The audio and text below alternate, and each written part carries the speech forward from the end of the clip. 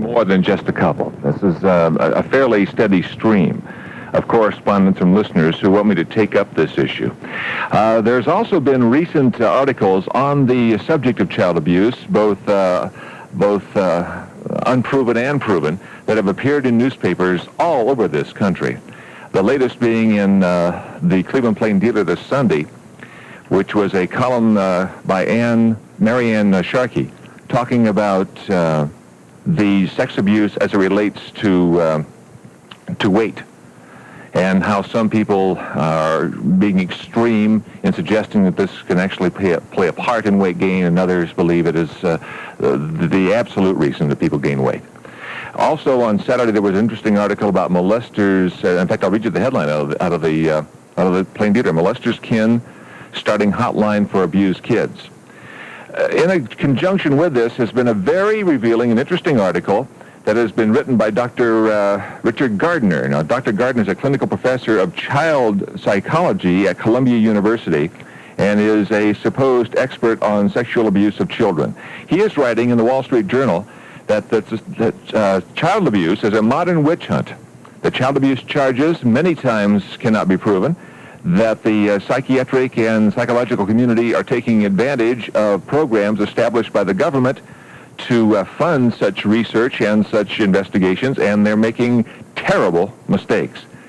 This is an issue fraught with all kinds of different opinions. I'm going to leave the experts out of it for this next hour and just ask you what you think is going on, because there have been allegations of wrongful accusations.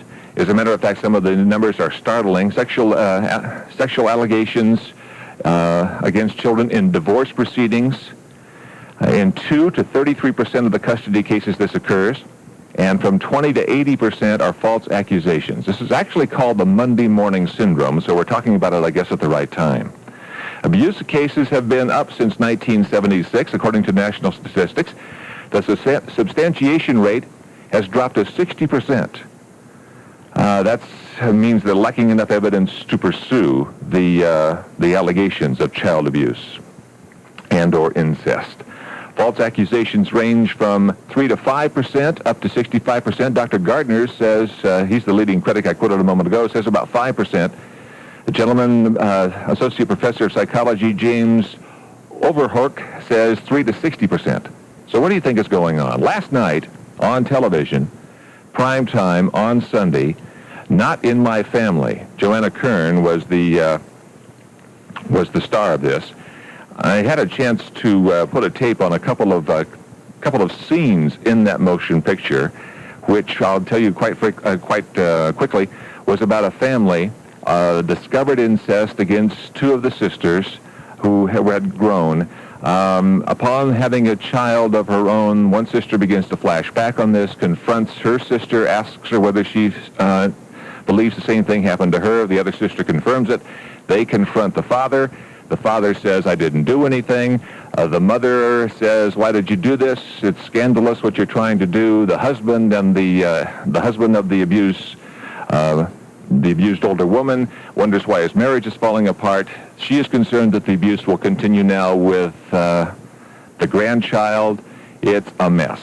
And we have a bit of it for you on 3WWE. Then we'll sit down and talk about what you really think is going on here. Is this somehow some sort of revenge that is cooked up by people who are in the midst of a terrible divorce action? Are memories really that accurate? Can you really recall what happened with such clarity and such wisdom in the aftermath? There are a lot of disagreements about that. Where are the numbers? And this is a little bit of what you heard or saw last night if you watched Not in My Family. I have to face this with you. What the hell do you want from me? An explanation. For what? An admission. An apology. Something. Anything. I have nothing to apologize for. I've done nothing to you. And if you insist on going forward with these trumped-up charges... You raped me, Daddy. Why did you do that?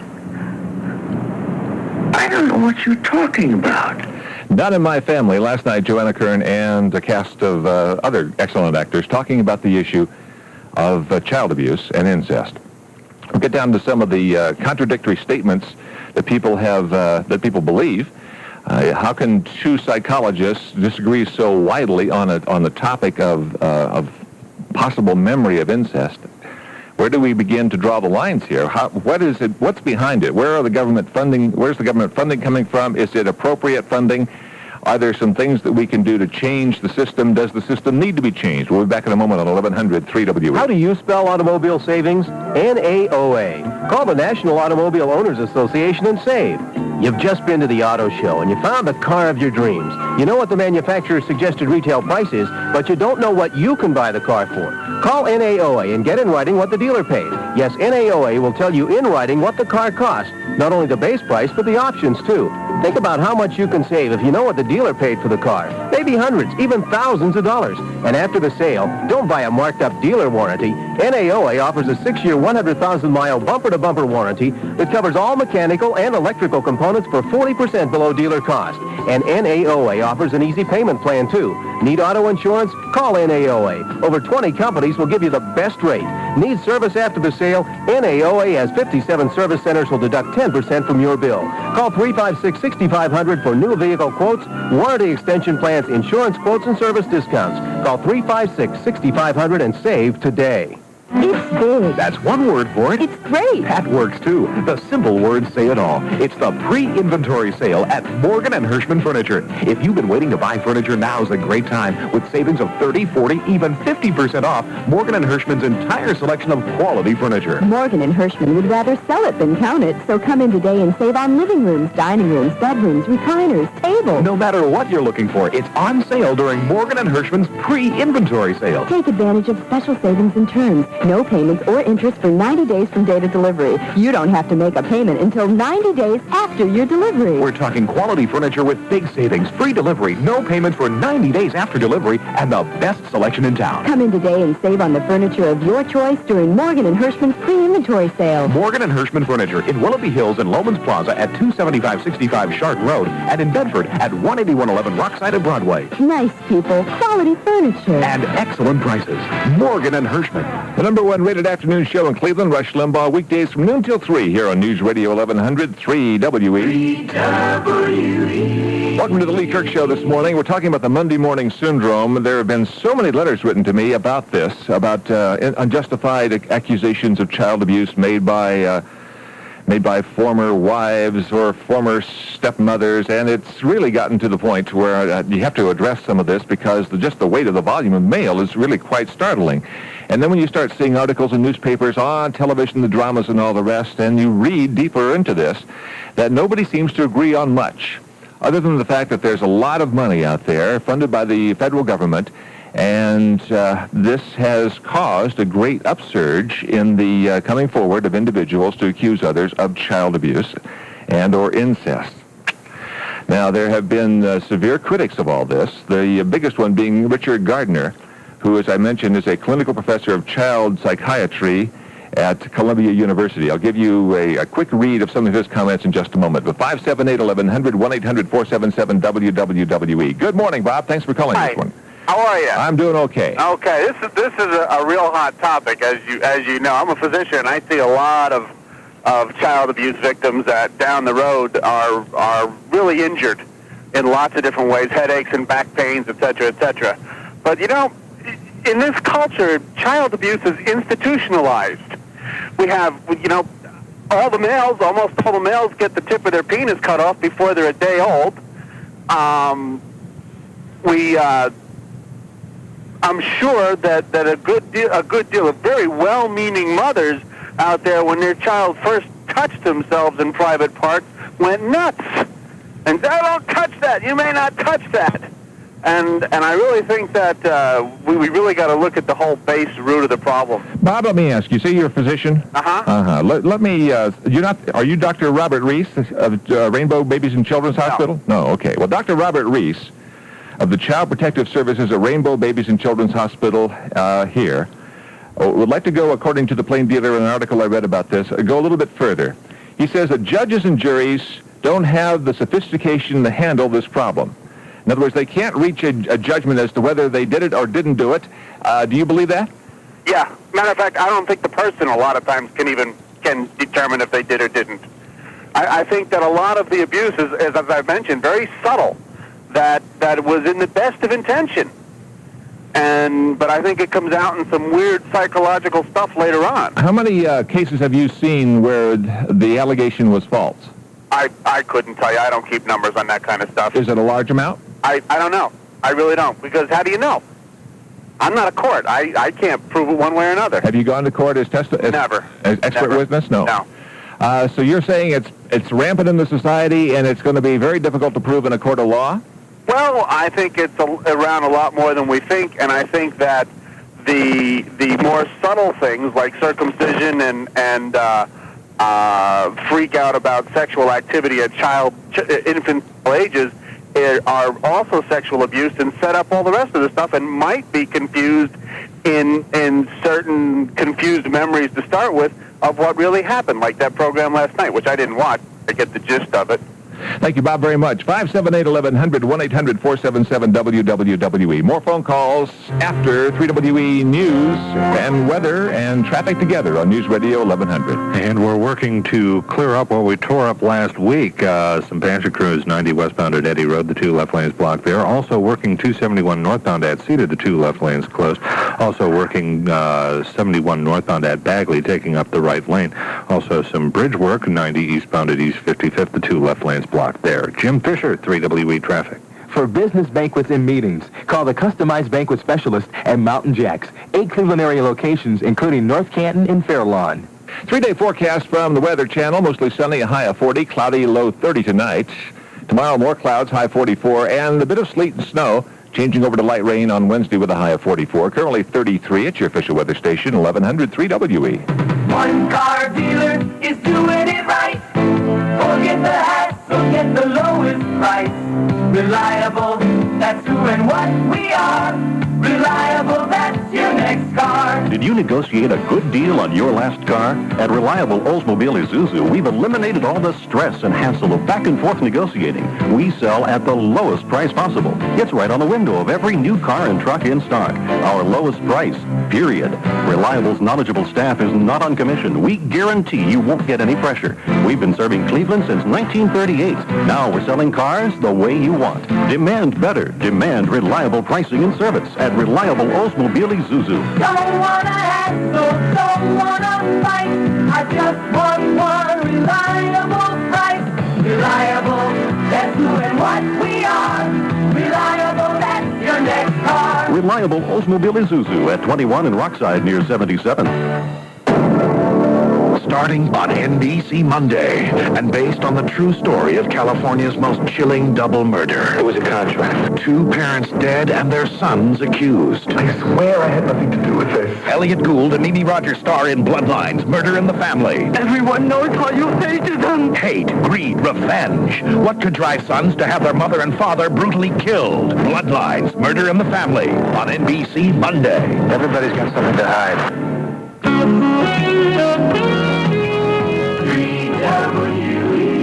Let's stay on the medical aspects of this topic for just a little longer in deference to Dr. Dave, who's still with us, I hope, on his car phone. 578-1100, 1-800-477-WWWE. This is some of the stuff you get into when you start investigating this in the popular press and also asking people what they think regarding allegations of incest and sexual abuse. It would not surprise you, or perhaps it would, to know that that an organization called the Institute for Psychological Therapies in Northfield, Minnesota, says there is a growing evidence that through the use of hypnosis and suggestion and or social influence, people can create memories out of whole cloth about which they are very certain. As a matter of fact, throughout the time, it has been generally assumed that memories do play an important part in charges of sexual abuse, and that these memories ought to be paid attention to. However, there is another doctor that says the decade delayed disclosure is a fad. There is a wave of something spreading over this country. People are just too quick to look for something to blame, and something these days is childhood sex abuse. And she says this doctor, I'm quoting Dr. Loftus, says there is absolutely no scientific documentation of repressed memories. I'd have to consider an alternative explanation. No documented scientific proof of decade-delayed disclosure. No evidence to support the concept of repression. The human mind simply doesn't work that way, or the way these people claim. So you have doctors saying, no, that will not work. The memory does not work that way. On the other hand, you have individuals working with sexually abused people, incest victims, who say, and this is Laura Webb, co-founder of a support group for survivors of child sexual abuse, that it doesn't really matter whether or not the memories or even the abuses are real. Quoting now, people will sometimes tell horrible, horrible stories, and we could debate whether they were true or not forever. What's important is that it's that person's reality, and that's what we have to deal with. Almost anything can trigger a repressed memory of sexual abuse, survivors say. Well, you hear them saying, I was triggered into a memory of this. You hear memory experts saying, not possible. So where does the law come down on all of this? Well, that's one of the most interesting parts. And Dr. Richard Gardner, in his writing for the Wall Street Journal, had some very attractive thinking ideas, at least, on this subject, because it does get the ball rolling mentally and intellectually on this. He says the government is funding it, and ever since government money started pouring in, there have been programs to justify getting more. 578-1100, 1-800-477-WWWE. Let's go to the lines, talk to Sally. She'd be able to shed some light on this, I hope. Good morning, Sally. Hi. Yes, I'm an incest survivor, and I have two older sisters that are incest survivors. My middle sister does not remember the incest, although when my oldest sister and she were growing up, they used to talk to each other about what Daddy did to us. And so my middle sister does not remember what happened now. How did you come to your memory of it? I've always remembered. You've known ever since it started? Yeah. Yeah. Yeah. And how old were you when it began, may I ask, Sally? I believe I was probably in diapers. In diapers? Yep. Because my older sisters told me about trips to the doctors where I'd have to be examined for vaginal infection, which are not appropriate for a child of 2 Indeed. or younger. Indeed. You're the youngest of the family? Yes, I am. Uh-huh. And I just want to reflect on the fact that I do have eating problems, and usually it's under stress. I'll start eating, and it seems to be like a form of comfort for me. You know, and I've noticed when I've been in incest survivor groups that there's a lot of people that eat for the same reasons, to insulate themselves or protect themselves from being touched by being unattractive. What happened to the perpetrator? Oh, my father's passed away, but to this day, or to the day he died, he always denied that he ever did anything to us. I had to break off any relationship I had with him because it made me crazy talking to someone who I distinctly remember asking me for sex and totally denies it. And he was an alcoholic, but I'm sure... Up to the time he died, he denied it. Up to the time he died. And it not only happened to my two older sisters and I, but he also molested our friends and any other young women that he came in contact with that he could seduce. How do you know that? Did you all sit down and to start talking about this and more people added into it? Yes. Is there any, now I don't mean to discount your story, but is there any memory from your mom's perspective about this? My mom passed away when I was 18, and there were 2 times when my father was trying to molest my best friend, and I confronted him in front of my mother, and my mother turned her back on me and went into her bedroom and shut the door. So she actually saw it happen? No, she didn't see it happen, but the fact is that she would not confront my father. She would not deal with it. She was in denial. Mm-hmm. My father had also gotten my cousin pregnant, and my mother divorced him and then took him back. So this was a very, very sick family. Boy, how are you doing now with the rest of the family? Well, my oldest sister has been in, she went into counseling about 3 years ago, and she's in adult children of alcoholics, incest survivor groups, and she's really heavy into that. My middle sister is going to adult children of alcoholics, and she's also in what they call sex, love, and addiction groups. Mm-hmm. That was an offshoot of what happened to her, I believe. And I've been on and off. Every time I start falling apart, I'll get back into a group, get myself patched together. You know, it's just several things will bring up the memories. Are you married, Sally? I'm divorced. divorced. You're divorced. Do you have children? No. You do not.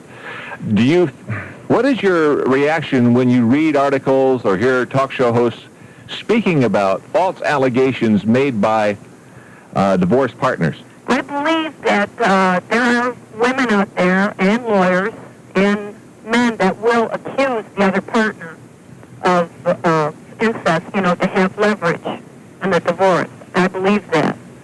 And sometimes the children are so confused by the disruption of the marriage that, they don't know, it's easy to coach them by accident. Mm-hmm. I believe that myself.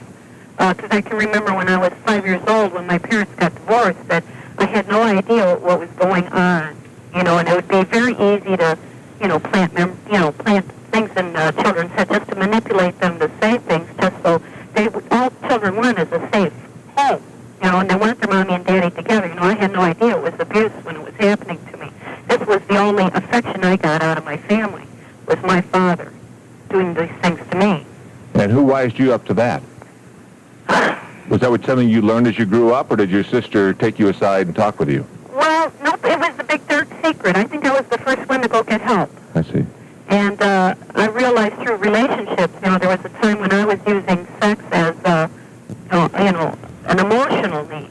And, I wised up, that, this isn't, having sex with multiple partners on, and, that this doesn't work. Mm-hmm. It's always left me feeling empty, so I've changed my behavior. And, as it stands now, I'm very cautious about being with men. Thank you, Sally, very much. Thank you. 1027 on the Lee Kirk Show. Dr. Gardner, writing in the Wall Street Journal about the modern witch hunt, child abuse charges, says that where the vengeance element and the opportunity for exclusion of the hated spouse is operative, or in venues such as daycare centers where the potential pedophile has little opportunity for contact with the child, the prevalence of child abuse is really in reality is quite low. He says the Mondale Act has strengthened the child abuse establishment, a network of social workers, psychiatrists, psychologists, and law enforcement officials that through its very existence frequently validates an individual's charges. In other words, this establishment unintentionally or intentionally encourages charges of child abuse, whether they are reasonable or not.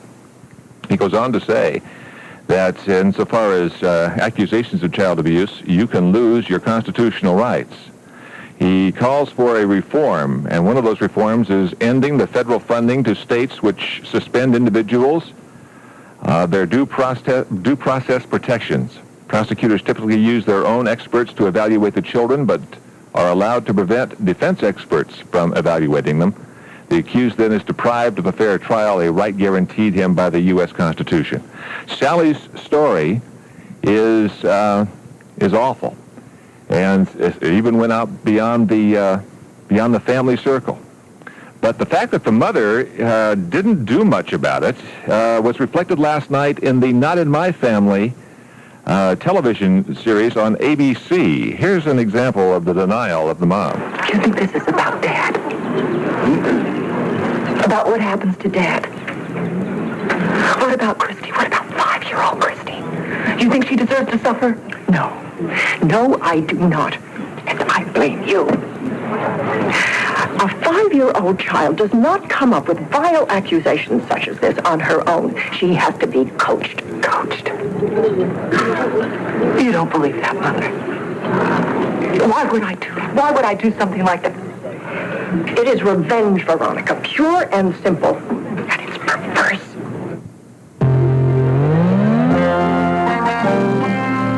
3WE News Time, 10:29. Now 3WE weather and traffic together on News Radio 1100. And we have some patch and crews on 271 southbound at White, also working 271 northbound at Cedar. The 2 left lanes blocked there. A watch for plenty of delays today. Also some bridge work on the outbound East Shore Way at East 55th. The 2 left lanes blocked there. Jim Fisher, 3WE traffic. The 3WE 3-day forecast from the Weather Channel calls for mostly sunny skies today, the high 40, partly cloudy tonight, a low of 30 degrees, partly cloudy tomorrow, a high of 44. Wednesday, cloudy with sleet and snow, changing over to light rain, the high 44. It's 36 degrees at Cleveland's official weather station, 1100 3WE. It's 10:30. From the 3WE Around the Clock newsroom, I'm Beth Fisher. Some people are back at work today at the damaged World Trade Center in New York, but they say working conditions aren't the best. Commodity clerk Todd Romano says everyone is crabbing about the lack of air conditioning and pressurized water in parts of the twin skyscraper complex. FBI agents in New York are still trying to determine who's responsible for the bomb that exploded, killing 5 people and injuring many others in the World Trade Center. 3WE's Denise Pulverine reports that workers in Cleveland's tallest building are prepared in case of an emergency. David Phillips works in the Society Tower downtown and tells me employees are well informed of escape routes. Each corner of the building, they have something that's like signs that would direct people out if there was any problems or anything that happened. Phillips says the workers also participate in routine fire drills.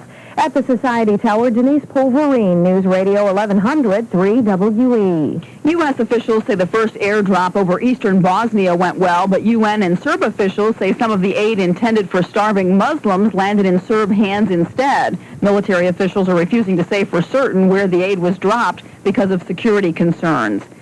Very few Persian Gulf War veterans in the Cleveland area have responded to the Red Cross offer of grant money to help pay for certain expenses incurred during the war. Nancy Carlucci-Smith is with the Red Cross in Cleveland. We have found a lot in the area that qualify that have not taken advantage of the grant, so we are looking to further make individuals aware that this grant is available. The money is for partial reimbursement for child care expenses incurred during the conflict, individual, family, and budget counseling expenses, and assistance for job training. Call the Red Cross at 431-3010 for more information. 3WE News Time is 10:32. How do you spell automobile savings? NAOA. Call the National Automobile Owners Association and save. You've just been to the auto show and you found the car of your dreams. You know what the manufacturer's suggested retail price is, but you don't know what you can buy the car for. Call NAOA and get in writing what the dealer paid. Yes, NAOA will tell you in writing what the car cost. Not only the base price, but the options, too. Think about how much you can save if you know what the dealer paid for the car. Maybe hundreds, even thousands of dollars. And after the sale, don't buy a marked-up dealer warranty. NAOA offers a 6-year, 100,000-mile bumper-to-bumper warranty that covers all mechanical and electrical components for 40% below dealer cost. And NAOA offers an easy payment plan, too. Need auto insurance? Call NAOA. Over 20 companies will give you the best rate. Need service after the sale? NAOA has 57 service centers will deduct 10% from your bill. Call 356-6500 for new vehicle quotes, warranty extension plans, insurance quotes, and service discounts. Call 356-6500 and save today. It's partly cloudy and 36 degrees. Our 3-day forecast on the quarter hour. Bulletins broadcasted once on Cleveland's News Radio 1100 3WE. Now, interesting talk continues with Lee Kirk. Last night on ABC, Not in My Family, a 2-hour made-for-television movie about incest. Incest discovered long after it occurred and tried to prevent it in the future by the women that suffered it because they thought that their granddaughter was at risk. And all sorts of very typical, I guess, kinds of things happen in that motion picture. Including the denial of the father, the denial of the mother, the flashbacks by the woman that first discovered it, the confirmation by her sister, eventually moving towards the child's welfare and the confirmation that something really indeed was going on, and the child finally admitting it. It's a very usual kind of thing that we're hearing about nowadays, particularly on television. But there is a countervailing force in all this. In the Wall Street Journal of February 22nd, in a very interesting article written by Richard Gardner, he calls this a modern witch hunt. And the child abuse charges, he says, are not the 5% of them are not real, cannot be verified. And some of the reasons that they're brought in the first place is because the federal government's involved in something called the Mondale Act, which in a sense has provided money to interest groups to be able to keep the ball rolling when a charge like this is made. Very quickly, part of that article, to qualify for federal money, states had to pass regulations that provided immunity from prosecutors for all those reporting child abuse. With the advantage of the screen of immunity, many people in legitimate cases gain the confidence to come forward. However, the same immunity protected people making frivolous and even fabricated accusations. The basic problem is that the system is biased.